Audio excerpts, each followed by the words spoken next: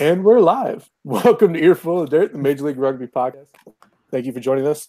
I'm not Corey. Once again, Corey is out. He is moving this week. He will be back next week. Aaron Castro is in Phoenix, I believe. Sorry. Liam is in Houston. I will also be patrolling the comments. Yeah, I have a short-term memory problem. I'm sorry. It's in the script. So, guys, how was your week? Read the script. Just read the lines. That just shows you how bad my memory is. So how was you guys' week? Just some rugby. Watched Masters Sunday. Happy for Tiger. I'm not unhappy for Tiger, but it was just interesting to see how all of these people were like, it's such a redemption story. Well, the dude,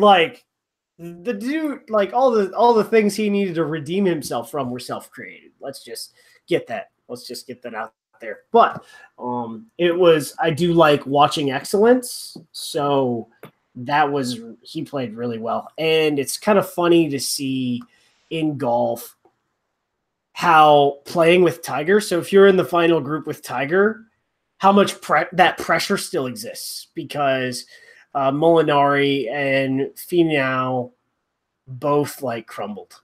It was rather impressive to see, that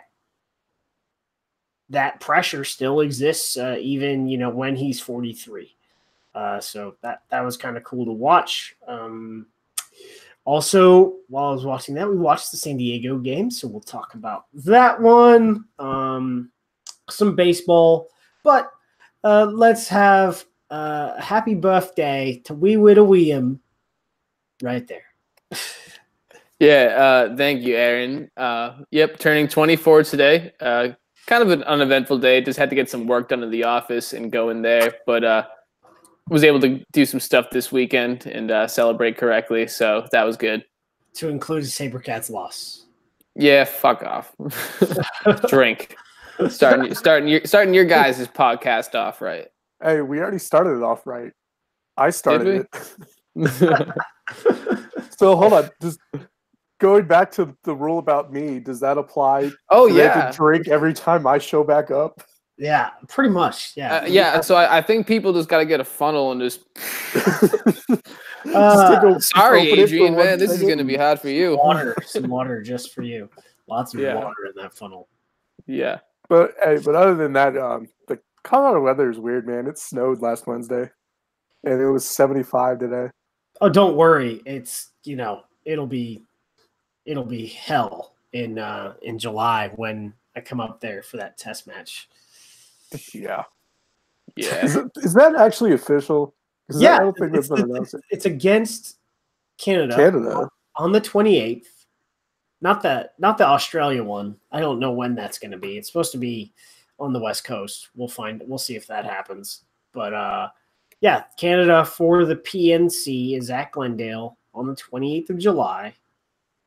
And then they fly to Fiji for 2 weeks to play, I think, Tonga and Samoa is who they play. We're in the same, so it's like the APC in that it's where the pool you're in, you don't play. So you could win all three of your games, but the only way to win the thing, if say Fiji wins all three of their games, is to have the bonus points, because there isn't a championship. So, yeah. Funny development tournament rules. There you go. All right. For those new to the podcast, each Monday night we discuss news and rumors and abuse from Major League Rugby, the United States Professional Rugby Union. It's a chance to look at the issues, hear from the league, players, and team leadership, and check in with our friends from across the U.S. rugby scene. That said, Aaron, what we talked about this week? Josh, why are you criticizing referees? Because I can. It's interesting to see, I guess, what the specific example you chose in the game I didn't really agree with, but there was this really long advantage that Elgin Williams played where I think he came back to the penalty, and New York kicked a touch 4 times. Or that's how he played this. You can't play advantage for 10 minutes, at the 5-meter line. As far as I'm concerned, that really kills the game, the spectating experience, because I guess one of the things we need to really explain is that, I knew what was going on. I was sort of annoyed because if you can't gain an advantage after kicking the touch twice and then trying to maul and then run a bunch of pods and not score, advantage over, and let's just get it over with and get on. That's my opinion. But moving forward. Well, maybe I chose the wrong example, but yeah. Yeah, there you go. NOLA holds it down in the swamp. We'll talk about that. Houston, they get swept up in them waves that the sea wolves, them puddle pups brought in. Then they got eaten. Rain City dickfish, more like it. I was trying to see how we could bring that into the conversation, but I forgot we just have Liam do it. We'll talk about Rain City dickfish. We will talk about also where you can buy that merchandise. San Diego is finally in playoff contention. They kicked New York out of the top 4 and are in 3rd. And talk about the weather, apparently. So. All right, well, to kick us off, first game of the weekend was NOLA hosting the Utah Warriors. And I'd honestly say it was one of NOLA's worst performances of the season. I mean, Utah had plenty of opportunities to take advantage, but they just couldn't. Liam, what'd you see? So I'm not going to keep on beating this whole dead horse about Utah looking great and then not doing anything. Yeah, we get it. We know it's a pretty tired storyline. So moving on from that, what was the deal with ESPN not covering the first few minutes of this match? I think, Josh, you even mentioned something within our own personal email chain. Did you not? Yeah, it was scheduled to start 30 minutes later than the schedule on the USMLR website said. But when it came on, it was only about 16 minutes gone. So, well, yep. all I got to say about there is some intern at ESPN screwed up. I hate you. Just to let you know, I hate you.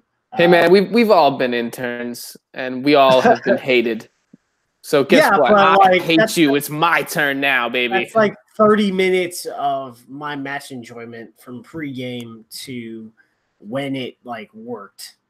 But did you really miss anything in that pregame? Well, I don't know about the blew it. Getting the intercept. I don't know about the pregame, but the first 3 minutes was that sick intercept try. Thank you for MLR Highlights for snagging that. Hell yeah, putting that up. So more on this game, I guess, other than the stuff that's going to be just making us mad, NOLA got out of this game with 727 meters gained with 4.1 meters per pass. Utah, 526 meters gained, 5.7 meters per pass. Utah led in possession, 57% possession rate to go along with a 74% territory rate. So what the hell happened there? It seemed like, the numbers are at least saying that they had an advantage somewhere. Kind of like Josh said, Utah had plenty of opportunities to take advantage of this one and maybe get that second victory of the season. Obviously, it didn't happen. I'll tell you what did happen for both teams, and that was turnovers. 37 in total between the two teams, 18 for NOLA, 19 for Utah. So if you want to talk about something that greatly affected the outcome of this game, look to that metric. As we were already talking about, Tristan Blewett, he might be this year's Hanko Hammerscheis, by which I mean he's a young, dominant South African who could either become the hottest domestic player in any market in the United States, or he could get plucked from us by season's end by a greedy club from overseas. He wasn't even the top 3 when it came to ball carries. He still managed to put up 116 meters, along with said intercept try that was not included on most people's broadcast. Thank you, Mr. ESPN intern. Blewett, obviously not the only great performer for the goal, JP Eloff. I think this guy is having a borderline MVP season, so let's keep his name in the mix there. 86 meters total made, going along with 4 for 4 on the kicks at the goal. If we want to highlight some guys from Utah, let's talk about Louty and Josh Whippy. Josh Whippy. You mean Gannon Moore? Yeah, all right. I'll talk about Gannon Moore. Gannon Moore is pretty good. Yeah, but I'm talking about Louty and Whippy. I'm talking about Louty. So, like, I mean, so I looked at this. Utah did submit a new roster, like at 5 a.m. on Saturday. So the roster was submitted. That means people at production didn't look this up, and you had like 5 minutes of Scott Alexander and Jeff Bodine, I think was the name, talking about Gannon Moore, and I'm staring. I'm staring at this. And I'm like, that is not Gannon Moore. And he's not even on the team sheet that was submitted in the morning before the game. It just kind of hit me what was wrong here, actually. And I'm like, what's going on? And it takes like 20 minutes for Ben Tarr, who's in the commentary booth, to go, that's not the Gannon Moore I know. Well, hey, the same thing happened when the Seawolves played Utah, because Deion Crowder turned into a Suniula brother. Well, here's the thing. Roland was on the team sheet, okay, but that I guess Jerem and Johnny Linehan couldn't tell either of them apart. But I don't understand. They were wearing different numbers, so. Like, if you're going by the number, you just go Deion Crowder. Yeah. Well, I mean, am I still allowed to talk about Louty and Whippy now? I don't want to disrespect Gannon or Dan Moore. God forbid. Now that we've corrected the record and clearly stated that it was Josh Whippy on the field. Yeah. But anyway, Louty and Whippy, 187 meters gained respectively. Whippy putting one down for the try, continuing to make his underdog case for what I think is going to be a comeback player of the year, should the league feel the need to designate such award. I definitely had to get some praise in for some of the Utah guys there. But yeah, big ups to Josh Whippy for coming back. It was a broken leg for him, right? So for him and Jared Whippy. Did him and Jared have the same injury? Same leg, same injury. Imagine what that house must have been like if their mom was taking care of them or something. That was so unlucky. Oh my gosh. Yeah. Well, hey, they're twins for a reason, right? Oh man. Yeah. Can't make that shit up. So you want to talk about this game, Aaron? I feel like you got something on your mind. You see a major difference in the experience of each this season. I would say the interior defense of Utah was pretty good. Their interior attack was also stifled, so that really didn't do too much. Lance Williams, of course, did some Lance Williams things as he does, but overall, it's really about the pressure in that defense and where those turnovers happened. The turnovers for New Orleans really happened in Utah's half. So it really could have been a different game. In fact, we'll talk about that. All games really sloppy this weekend when it came to handling, especially Sundays. I guess the difference is up front in the scrum, as I like to talk. New Orleans is just better up there, but they still don't have the best. They've got one that is tactical, that can deal with pretty much everyone, but it's not overly dominant. But they do have some crazy back rows. I think in the interior game, we saw with both of these teams is that neither team was able to create much, in between the tram lines, really. And you had most of your production coming off the tram lines with the likes of Louty, Whippy, Blewett, JP Eloff, Scott Gale, and, it just wasn't – it was a weird game. overall. I think if you look at this on defense, I really want to see when the previews come out, how many, because when the previews come out, you see every single player on the list compared to each other. And I think on a per game basis, Zach Striffler is probably the leading tackler in Major League Rugby. He's not the most dynamic with the ball in hand. I think he can run it. We just really haven't seen him put in that situation. But what he does do is his work rate as a tackler is extremely high. He had 20 tackles this weekend, the highest in the league this weekend. And it was just kind of interesting to see what you want with your guys. And it was just overall a really weird game for New Orleans. When it comes to Utah, we're seeing the same thing. They create a lot. They're making a lot of meters, but they're doing nothing with it. Yeah, well, in regards to Zach Striffler, like every team I think needs that linebacker guy who's going to fulfill that role on defense, who even if he isn't the most productive with the ball in hand, who just has a very high motor and is able to get up repeatedly and continue making tackles and continuing to be that aggressive presence around the ball. That's going to make a huge difference for you, especially if you need to make a comeback, which, NOLA's had to do in the past.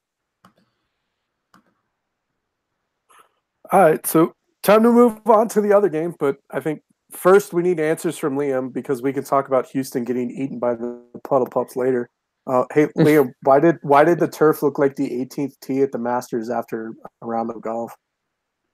Crap, I don't even know how to answer this. I think my boss might even actually be watching this one. It's a new field, and we've had rain down here in Houston. And anybody who's ever laid down new sod knows that it's not always perfect. And we knew there was a moderate degree of risk going in and playing early. Unfortunately, the team just didn't have a whole lot of choice in terms of venues to play in. And so we decided that it was the best decision to move forward with playing at Aviva for a soft opening versus Seattle. But before we move on to our official opening in 2 weeks, and hopefully the sod will be. We have a great grounds crew at Aviva Stadium, so hopefully the sod is going to be well repaired by then, and we're going to be looking forward to a much better season on a much better surface. It's unfortunate because it definitely took away a large degree of our scrum advantage that we usually have over other teams. But I'll get to that later after Aaron does his whole spiel. Making fun of my pain. I know you want to do that, Aaron, right? So I guess we should talk about that pitch a little bit. The weather didn't cooperate, but man, that was saturated. That was really bad. As I understand it, you talked about the grounds crew. They've got some crazy expensive like hormone stuff that they're treating the grass with, so that the roots take. Yeah, I don't know. It's chemicals, and it was explained well enough to where I was like, yeah, that's advanced. So I think the grass will be better in 2 weeks. Moving on. So given the SaberCant's strength was taken away, I think Glendale still showed you a path the previous week to play against them. Play away from the forward pack of Houston. Don't play to their strength, which is the set piece game. Stay away. Don't commit penalties to where Houston will be able to choose a scrum and then execute more scrum penalties to where they can kick the touch deep and then, push you over at the 5 meter line and get, a penalty try. Don't allow that to happen. And I think what we really saw that again this weekend, play a rapid tempo, high ball movement. So if you look at the stats, so Ben Sema, he had a lot of ball movement when it came to passing the ball around. He didn't really run it that much, but so they had more meters kicked than they had meters gained. Okay, 27 total kicks for 939 meters. Meters gained was 915. You want to talk about ball movement? almost double the passes with 169 passes to 86. So when it comes to pass differential, if you want to talk about something very weird, formation and tempo, someone to death. The SaberCats had 98 more tackles than Seattle did. Seattle played a very rapid tempo ball position game, just making sure the ball was deep in the SaberCats' own half. Like I said, Ben Seema's kicking game was crazy. He had over 600 meters in kicks. Yeah, wow. I'm looking up right now what Seattle's quick ball rate was, and they were at a 65%, which is 1% behind Houston at 66. Kind of amazing. And once you play that field position game and you do have fast rucks, you're able to score a lot of points. They did score some points from far out. Brock Stoller with his perfect read from his fellow kicker, Sam Windsor, where he just robbed Sam Windsor and then press the B button and meet on the controller and beat Malachi Esdale under the post to where he can convert that. I think Malachi Esdale is probably I think he's probably beating himself right now with like a whip and just from some self-flagellation because that was embarrassing because Malachi is a very, very rapid individual. I mean, he has high expectations of himself, but I don't think he's going Da Vinci Code in a basement anytime soon. But I'm going to text Malachi real quick. I'm kind of worried about him. So, I talk about tackle differential and making someone play defense. So, yes, they had this ball position game, but they played most of, especially that second half, in the SaberCats. In the SaberCats half, and Seattle attempted less than 100 tackles. SaberCats attempted over 200. So, I was aware. I'm aware. Yeah. In regards to where you can buy the Rain City Dickfish apparel, which the proceeds will go to youth rugby programs, courtesy of a Raptors fan. He came up probably one of the greatest things to come out of Reddit this year. You can buy on Zazzle, search Rain City Dickfish. You can get totes, you can get mugs, you can get everything. As I said, all proceeds go to youth rugby programs. But yeah, as a New England fan, I very much approve of this. Or as a Patriots fan specifically, I shouldn't say I work for the SaberCats. I'm a SaberCats fan. There you go. Yeah. So as we were saying, the Rain City Dickfish have struck again. First of all, does that count as a swear? Should people drink on that? Yeah. Whatever. But all around, people were excited for opening day. The sod was coming up as we talked about. It was hot. There was a lightning warning. That all kind of might have added up to a bit of a bad omen, but we went ahead anyway. Anyway, as Aaron said, this game was pretty sloppy on both sides. The Cats ultimately couldn't get any offense going, even when Seattle was making their own mistakes. They seemed kind of off kilter in the tackling game. Like as Aaron said, we attempted over 200 tackles, but we still allowed way too many line breaks, which has been a huge problem for us all season. One thing that hasn't been a problem usually, though, is Sam Windsor going an uncharacteristic 0-for-2 kicking.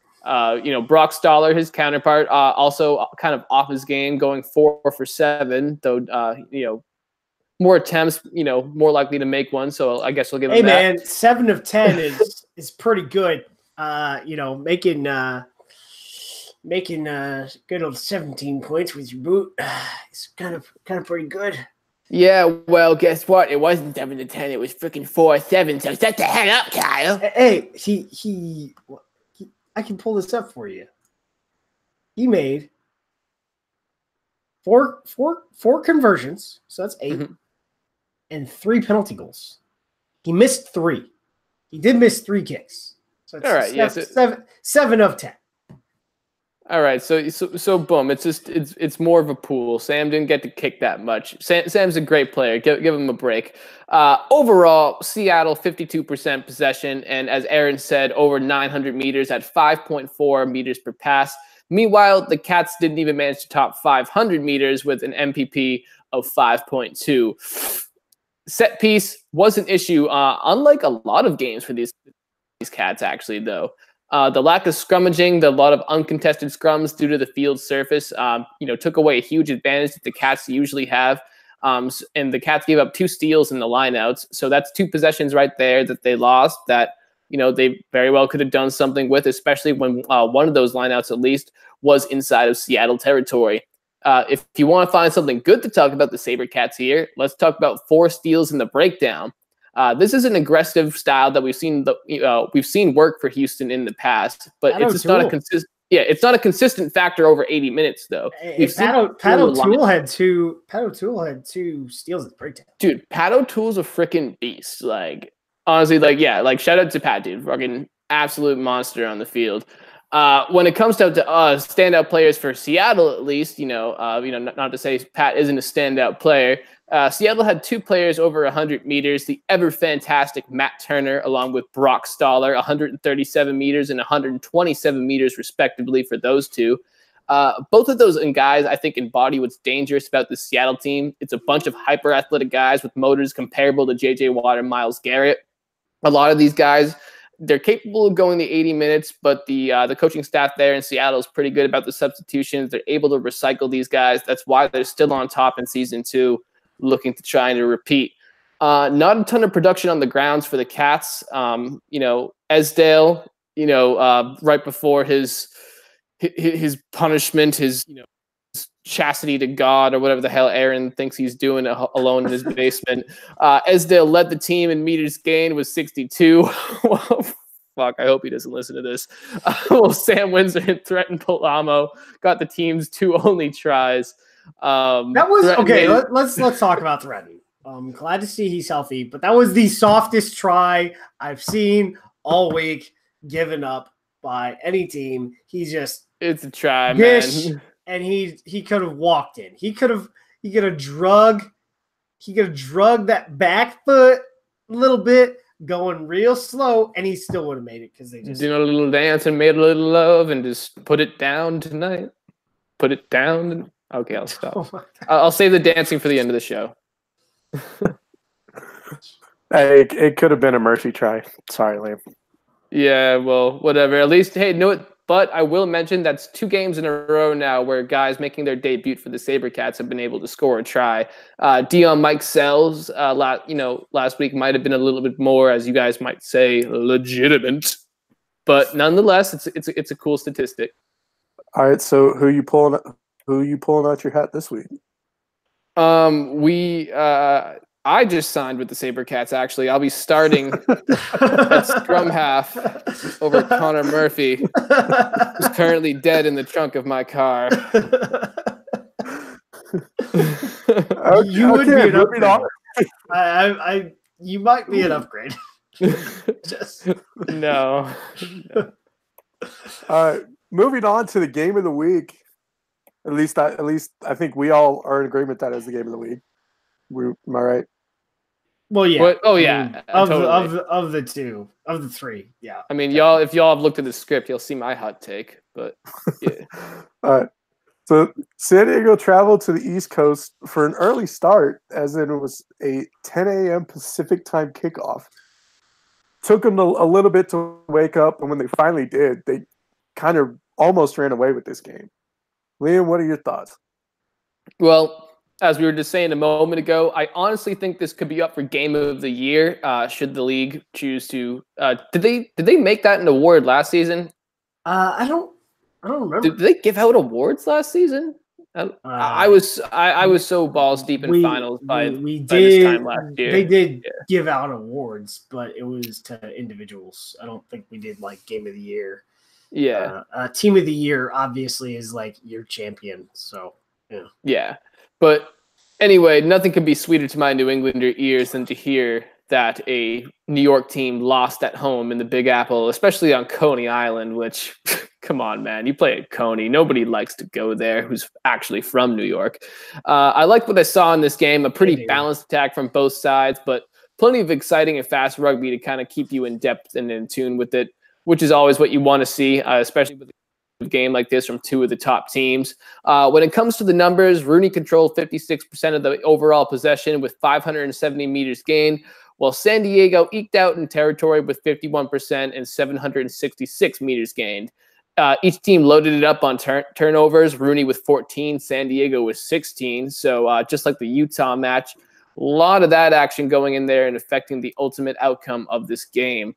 RUNY tried to play a little bit of a slower game in this one, only a 48% mark in the quick ball rate, with San Diego ramping it up to 68% in their own right. So more meters gained and a faster game played is kind of what set this comeback up. San Diego was able to keep that pace up, especially in the second half, and kind of outlast RUNY in that regard. Awful camera work, by the way, to whoever directed this game. I had to edit this today at work, and it kind of made my life a living hell. Oftentimes, the camera would fall behind, especially on a kick chase. Sometimes they would end up filming the wrong side of the line because they thought it was going to get passed to the other side. Anybody who watched this game definitely kind of noticed this stuff. And I didn't see Joe Peterson's try.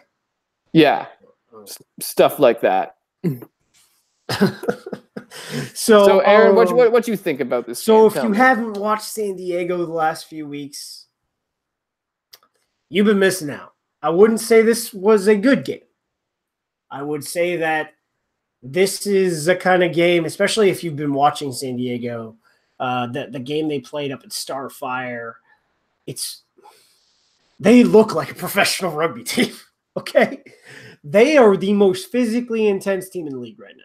I don't know what has changed in the last couple of weeks, but I will be finding out because I do have a call scheduled with Rob Hoadley tomorrow, the head coach of San Diego. So we're going to chat about the changes that have happened in the last couple of games to just to make this happen. I mean, they were pretty good early on, but they just weren't.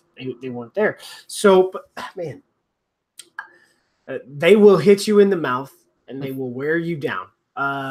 We've seen Savanaka Totavasua back healthy, and I think one of the comments in one of the chat threads I'm in about this game was, who is this big winger? And I was like, he was on the roster. He's been around. I think he's just finally healthy. And they're like, well, he's playing like a lock. He keeps finding work. Keeps finding work around the breakdown. He's doing like lock things.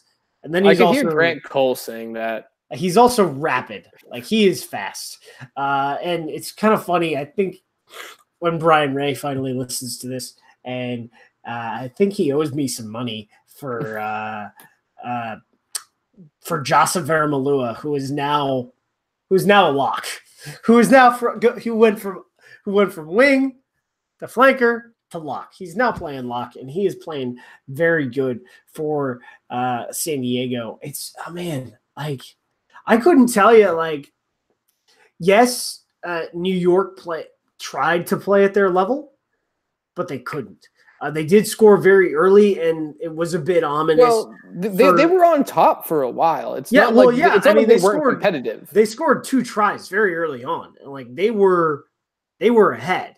And you thought maybe this one would get out of hand because they were up, I think, 14-0, 10 minutes in, something like that. It was weird.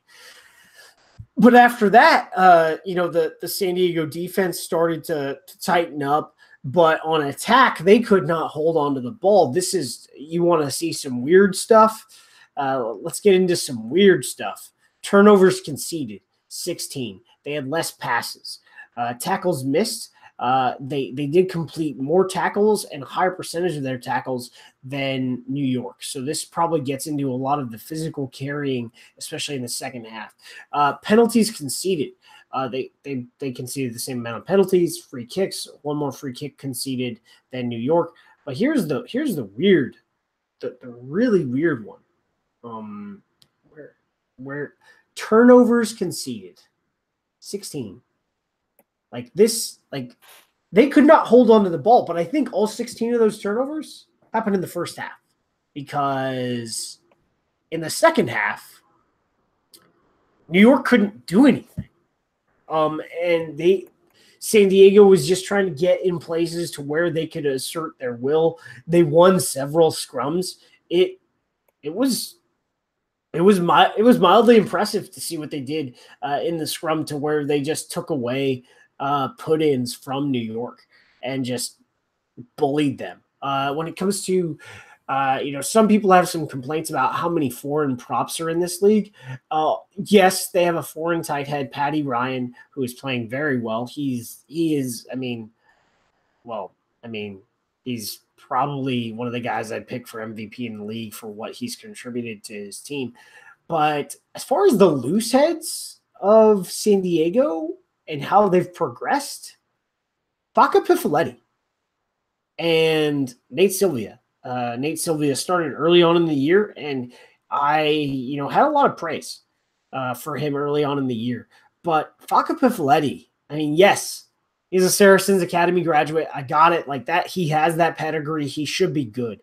But he wasn't this good last year. When you want to talk about the Eagles and questions at loose head prop, we've got some good props in the league this year that could be pushing, maybe not for the World Cup, but for the future. Whereas a couple months ago, we were just trying to figure it out, because really the only ones in the system that would probably go to the World Cup were Chance Wingleski and David Ayunu, depending on the health and fitness of Eric Fry, but especially with T. Lamosatelli now earning starts for Saracens at tight end prop. So the loose heads on that roster for San Diego are very, they are developing at a very rapid pace. Good for them. I have a lot of good things to say about Mike Petrie. He played very well. The quick ball or lack of quick ball for New York really wasn't his fault. I thought his service was very good. His support lines were very good, which led he always tends to have these. I will say at one point in the second half, Mike Petrie had what I think was the worst box kick in Major League Rugby history. He got maybe 1 foot of ground gained, and I don't know, it was just very uncharacteristic for a guy who's usually so on. So in the first half, he had a lot of good ones, right? Mm-hmm. They played this possession game to where they pushed San Diego back, and he had a lot of good ones. And anyone who talks to me knows that I hate when the Eagles box kick, whether it was Mike Petrie back in 2015 or recently with Nate Augsburger or Sean Davies. Doesn't matter. Most of the time, it's at the wrong port of the field. I don't care what people talk about strategy. If you're at the midfield, run your attack and gain ground and score somehow, because often we just give up possession. Thank you. In the second half, like I said, San Diego responded, and they just kept ratcheting up this physical intensity that I don't know if anyone in the league can match right now.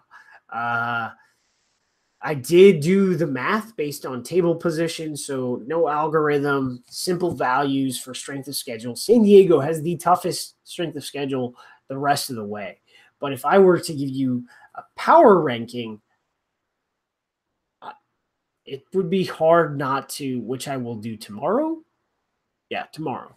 I'll do the math on that, and we'll give you the semi-informed and officially unofficial power ranking. But I would say, even though they have this really tough schedule, they could go on the road and just pummel some teams and take the number 1 overall spot based on how they're playing right now. They have to play NOLA twice going forward. They have to play Seattle. No, they don't have to play Seattle again. They play Glendale, and Glendale has been on form recently, but they play them at home this weekend. They've beaten them already. They're in pole position right now, I think. I don't think any other team is going to be able to match them. So. Nah, I agree on that one. At this point, I think NOLA has locked up the playoffs. I think Seattle has locked up locked-ish up the playoffs. I know a lot can happen, especially in the stretch of the season, but unless one of those teams drives off a cliff, not literally, but figuratively, or literally, God forbid, knock on wood. But moving on, Josh. Well, hey, we knew this was bound to happen eventually, but we had a postponement. Austin could not get off the ground out of Texas, and their match against the Arrows has been postponed. My brother-in-law flies for Southwest, and Love Field basically canceled operations in Dallas, and DFW basically canceled operations in Dallas for about like 6 or 7 hours. It was really bad weather in Central Texas this weekend. So everyone talking about all that bad weather up north. Bad weather. Yeah, there was a lot of rain and lightning and shit, and it was unpleasant. But like Josh said, it was bound to happen eventually. But hey, you can't lose if you don't play. So yeah, true.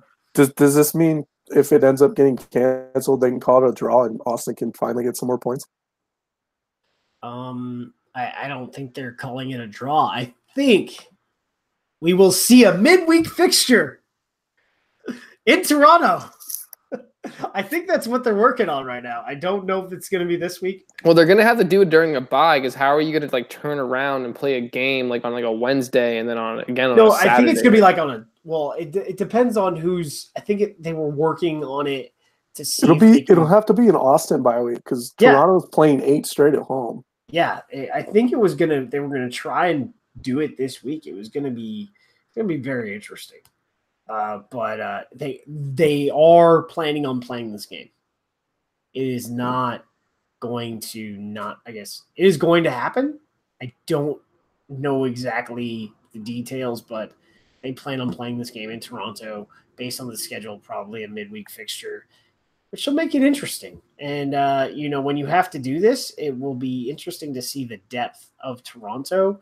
We could say depth of Austin, but they are last in the table, so I'm not really worried about that. How about just to get it over with, we have them both scrum, over the middle of the border. No ball or anything, just pure strength and power. Who pushes who over the other side. Get it done real quick.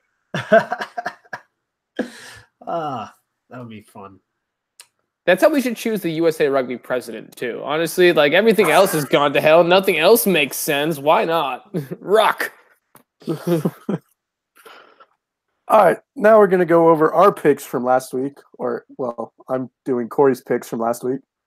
First up, we had Utah losing to NOLA 28-19. Aaron, you had NOLA -12. Liam was the closest with NOLA -10. And Corey had NOLA -20. Yep. This is what happens when when you're the top team playing one of the worst teams, and you don't have a good defense. Ja Rule. Now we get to Liam's favorite game of the week. Seattle beat Houston SaberCats 52-12. Aaron was the closest with Seattle at -10. Oh boy. I think we've had a game like that every week where it's just been totally wrong. Yeah. Well, that's the beauty of rugby. Liam, you had Houston -2. Sorry. Corey had wrong. Seattle -5. Then we move on to San Diego beating RUNY 29-19. Corey actually got the score line right, but the wrong team. He had RUNY -10. So Aaron was technically the closest to correct as he had San Diego -7. And Liam, you had San Diego -5. I like that. Like to move it. And then we're gonna bypass the picks for the one that got away. Didn't happen. Do you happen to have the Free Jacks Leinster score? It was 10-55, something. I could look it up, but I'm kind of lazy. Don't worry about it. Corey was closest at Leinster minus 30. Am I saying that correct, Aaron? What? Leinster? Leinster. Okay. I apologize to any Irish fans we have. So, Aaron, you had Leinster minus 20, and Liam had Leinster minus 14. What are the standings looking like, Aaron? In the Cara Cup? Oh, never mind. That's over. Well, I can tell you in the Cara Cup that the Free Jacks are bottom of the table. Just to let you know. Oh, really? Oh, yeah. Sorry. Yes, I meant the MLR standings. So, now with the best record in Major League Rugby with wins, number one, clear and away with a 6-point lead on the table is 8-2 NOLA Gold. Number two, at 7-3 with 37 table points is Seattle Seawolves. And finally, where wins matter, San Diego Legion at 7-2-1 with 36 table points, courtesy of that bonus point win over New York. But where wins apparently don't matter, and offense always does. Fourth, Glendale Raptors 5-3-2 with 33 table points, edging out Rugby United New York, who is 7-2 with 32 table points. They have played one less game than their compatriots above them. So they're not too much on the outside looking in, but it could get interesting later on in their homestand. Toronto starting to the gap is starting to widen right now. I think they are going to get those points from Austin at some point, but they are at 4-5 with 24 points on the table.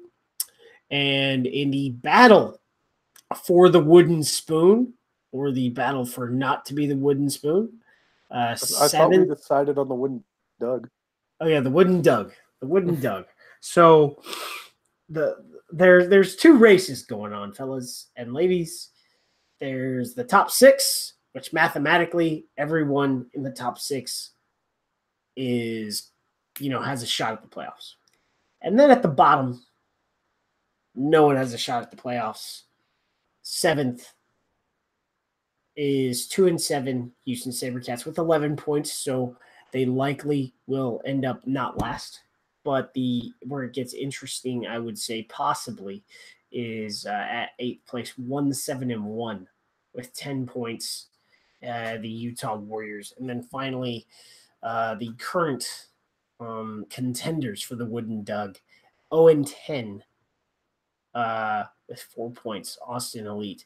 But important to note that Houston has the worst point differential of any team in the league at minus 146.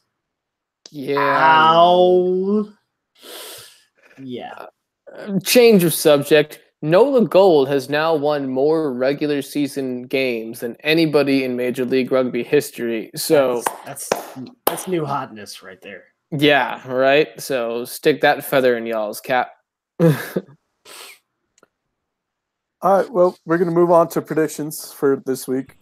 First up, we have Glendale at San Diego. Aaron? San Diego minus 7. I think Glendale will do their rapid tempo thing, but San Diego will just beat them up.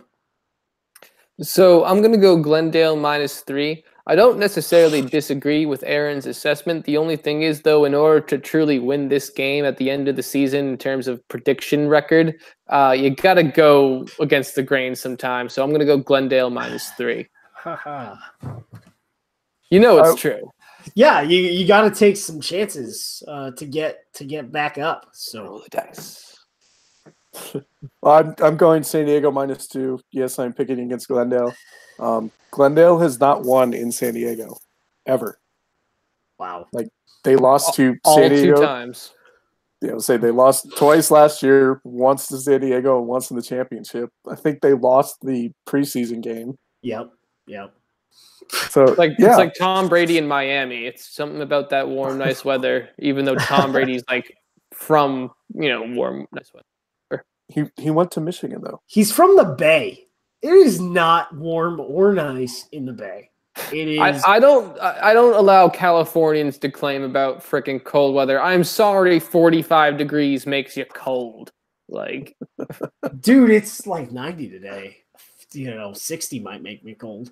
Tell me when, your crappy 2004 Subaru won't start and you have to walk to class and be 10 minutes late in negative 15-degree weather. They're not canceling class even though the roads are icy and everybody's complaining. Sounds like my grandma. Calm down. It sounds like I have PTSD from going to school in Vermont. All right. Moving on to this is interesting. There are 2 CBS sports games of the week this week. Well, hot dog. One of them being Utah at RUNY. New York -10. Utah might make it interesting. Get some meters made on the outside, but they're going to need a heck of a lot more in the interior against this team to even be close.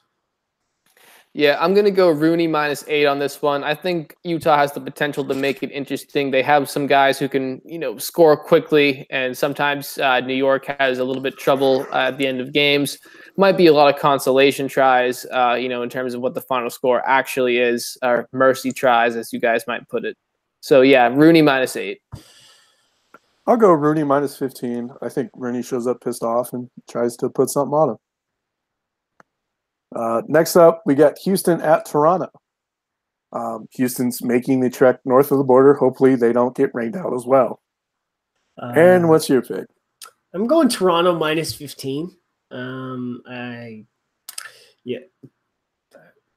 Sorry, just like Austin or Utah, you gotta prove that you can win.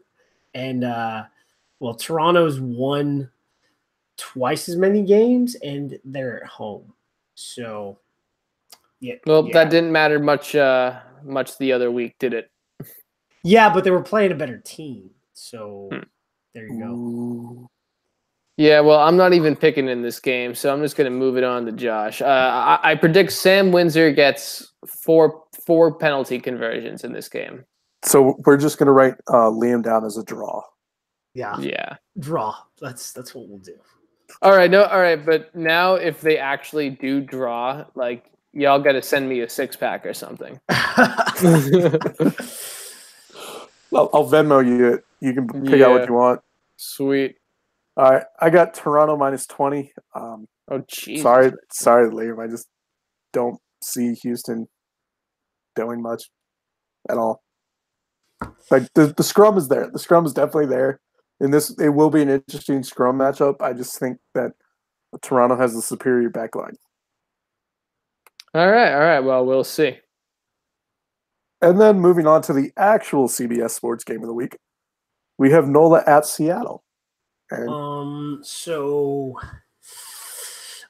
Seattle's point differential is -78. NOLA's is -77. So considering they're very similar. Seattle did lose the first game in New Orleans, but this is at Starfire. It is straight up sold out. You can't even buy a standing room only ticket. So way to go, Seattle. 3,800 tickets have been purchased for this thing. I'm going with Seattle -3. Anyone who knows football lines means that actually the road team is favored. But when you go by field goal, isn't it in this case a push then? Because so in this case it's a push, but the pick is of course Seattle -3. It could go either way. I don't expect it to be low scoring, if that makes sense. So NOLA can win this one, especially with high ball movement and they don't drop it.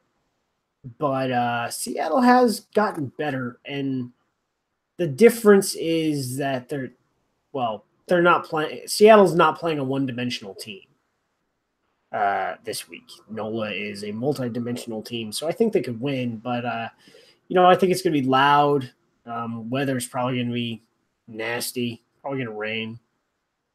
So I don't know. So I'm just going to say home side -3. Yeah, I'm going to go NOLA -5. I just think NOLA's backline is just it's that much more superior than Seattle. I think I see them putting up a lot more points. Seattle might keep it competitive, but I don't think NOLA's going to lose the lead in this one.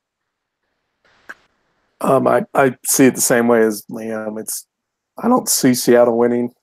It'll be close, but I think I can't speak tonight. NOLA will pull it out by 5 in the end. Now it's time for Liam's favorite segment, along with everyone else. Questions from Bob. Oh, yeah. First up from Terry Dolan on Facebook. How do we logically stop calendar overlap between Eagles duty and subsequently missing 4 or 5 MLR season matches because of it? So I'm going to refer to Aaron. It might happen. If the ARC gets moved to the Rugby Championship window, we will effectively be on a Southern Hemisphere schedule. Do I want that to happen? Well, I guess work-wise, it makes watching early part of MLR pretty easy because I don't have to worry about ARC games. It's all about commercialism, in my argument, but it's not like the union has done well marketing those games anyways. So moving it is probably a whatever. It's probably a push. But just aligning your international schedule so that it doesn't overlap with your club schedule. They do this in the Southern Hemisphere, and it looks like it's quite possible for us. Okay. To Adrian Thompson, or at Wardley01 on Twitter, can you guys talk about Michael Baska of NOLA Gold getting playing time at 9 instead of 15? Yeah, I had to go back and check the stats on this one because I didn't even notice. But all I guess I can say is that good for NOLA and trusting in his versatility. Good for Baska for being confident enough to step into that role. Michael Baska is a 10-15 type. Scott Gale is like a 9-10. So it was very interesting to see this because Holden Younger has been playing a heck of a lot of minutes, and I should have had this note in my notebook. Because I talked to the coaching staff and the GM quite a bit. But good on Nate Osborne and Ryan Fitzgerald for doing the scouting to see that they had a guy who could play 9 and learn the position behind Holden Youngert and give them a viable option who is a little bit different at the position, but who can still finish the game very well. It was something they needed last year. They didn't have a backup for Holden Younger, and now they do. So, and versatility in scouting, good for them. Like he's played very well in the minutes that he has seen at 9. I will say I think the mullet gives them superpowers.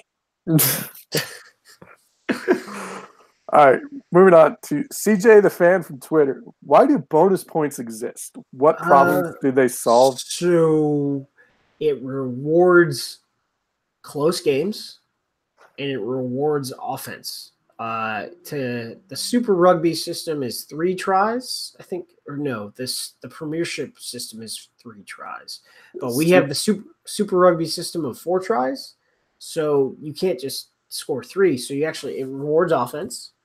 And if you finish under a try or less as the defeated team, you get a point for putting in effort. So I would say overall it rewards close close play amongst opponents.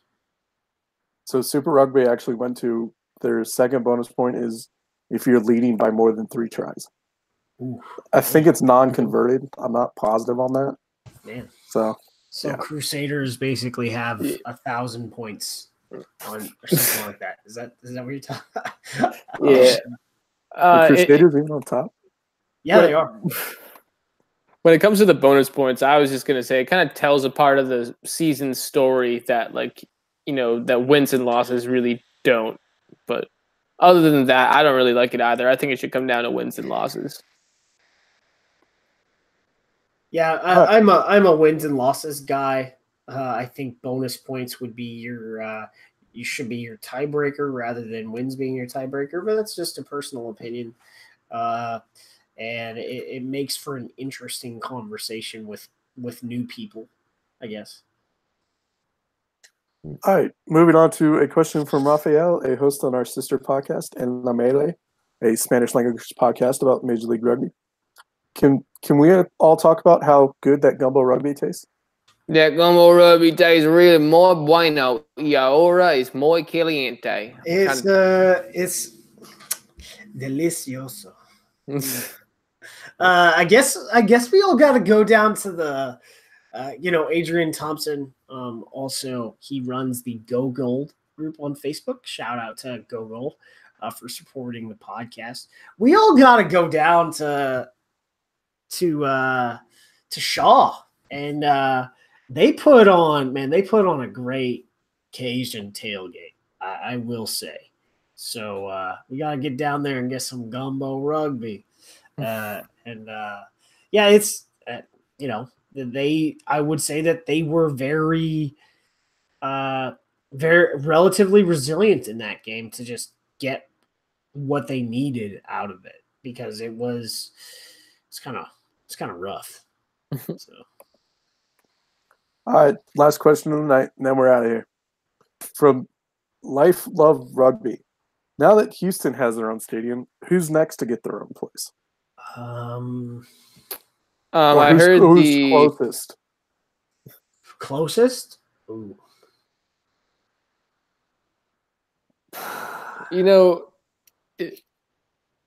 I honestly, I don't want to. I've heard stuff about going on with the Free Jacks right now that Malden Square is kind of in play for a potential stadium development that would be sort of communal with the greater Boston and Malden area. So I don't know. There's also NOLA definitely. I don't think they want to be at Archbishop Shaw High School much longer.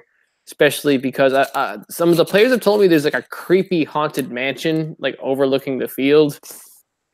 Hope Haven? There's a sandwich shop in that place. Come on, man. I think they're moving to the baseball stadium. Stadium. They're moving to the baseball stadium, at least for I think one game this year and maybe all of next year. I don't know. It is going to be where they host the playoff game because they probably get pretty close to the top.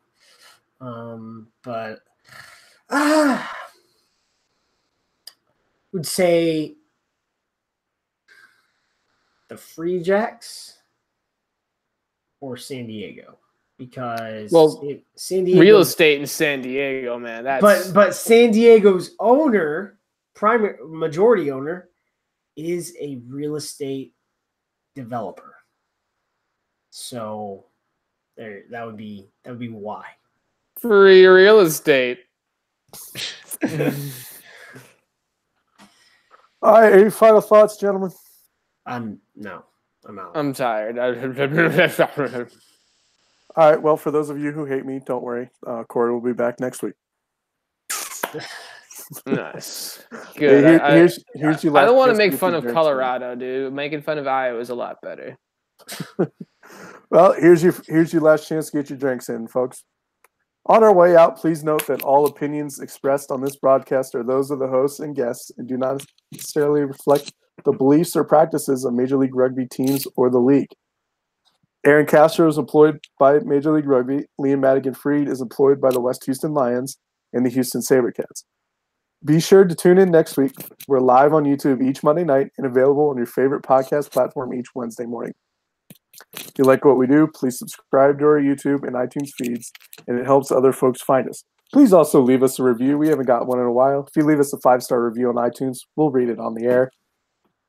And be sure to share your own news, views, and abuse with us on Facebook, Twitter, Instagram, and Reddit. You can find us at reddit.com/r/MLRugby. Thank you for listening, and we'll see y'all next week.